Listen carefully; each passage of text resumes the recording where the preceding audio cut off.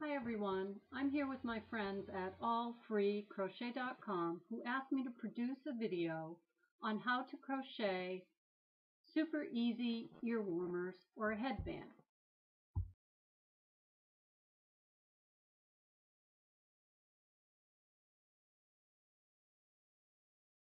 Hi everyone, this tutorial is for this ear warmer headband. I worked it up in a yarn called Pipsqueak, which is very soft, and it gives almost a fur-like texture to the yarn. For this tutorial, I'm going to be using a worsted weight yarn. It's much easier to show you the stitches. We're going to do a slip knot.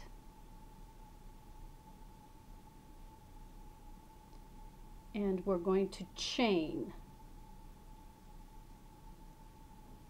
Using the Pipsqueak yarn, I only chained 10 because it's a very fluffy yarn and it expands.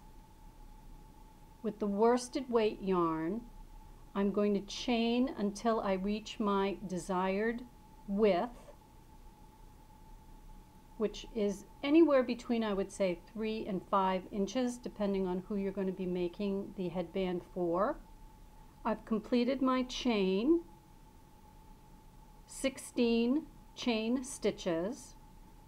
Row 1 is going to be single crochet from the second chain from the hook, 1, 2. You want to go in, grab your yarn, 2 on the hook, yarn over, pull through. And you want to continue doing the single crochet all the way down your chain. I've finished the first row of single crochet. You want to chain 1 and turn your work. Now, if you are using the Pipsqueak yarn or any other fluffy kind of yarn, you want to continue just doing the single crochet because you won't see your stitches. The fur hides it. If you'd like to create your headband with a ribbed effect, you want to turn your work, and you can see that each stitch has 2 pieces of yarn. And what you want to do to obtain the ribbed effect is to single crochet, but only use the back loop. So we have the front loop, we want to use the back loop. Single crochet, again, use the back loop only.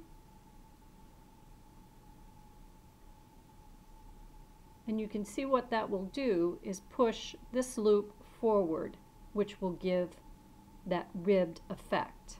So continue down this row and chain 1, turn, and I'll meet you at row 3.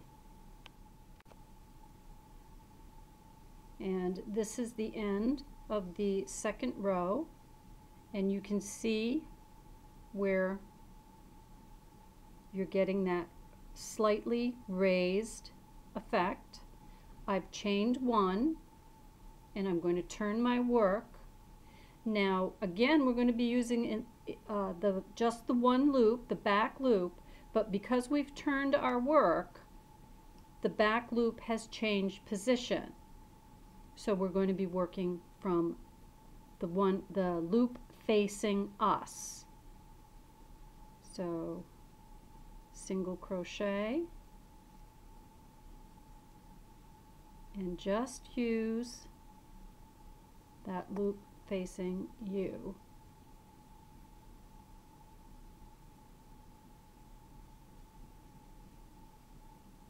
And again, you can see where the yarn is facing, is creating that little ribbed effect.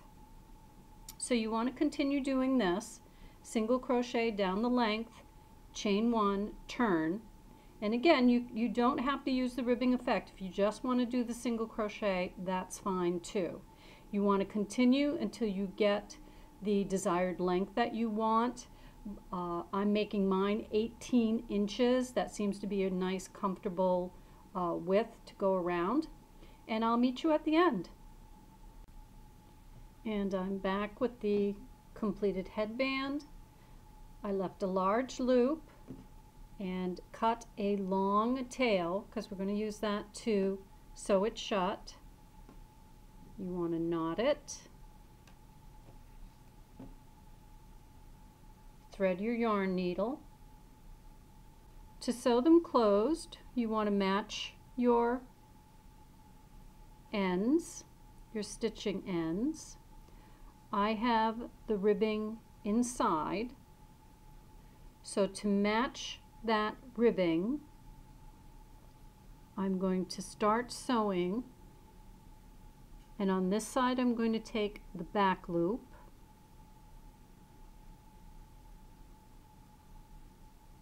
and this end I'm going to take the closest.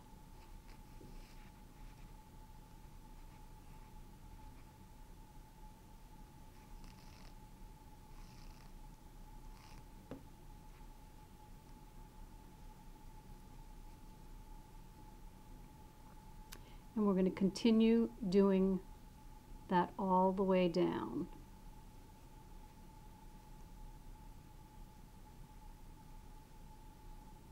So we're going to take the back loop and the front loop.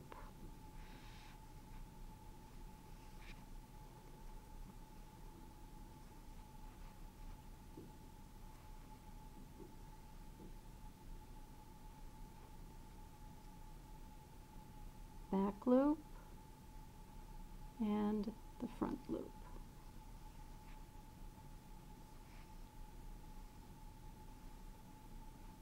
And continue sewing till you have it sewn shut. When you're finished sewing up your seam, you want to cut your tail shorter, and using your yarn needle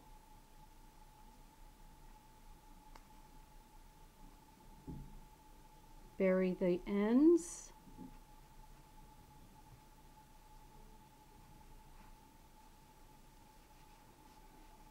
Pull that through.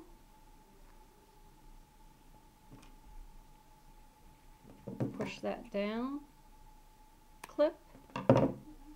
And there you go, you have that. You want to bury this one. Turn it around, and there we have our ear warmers or headband.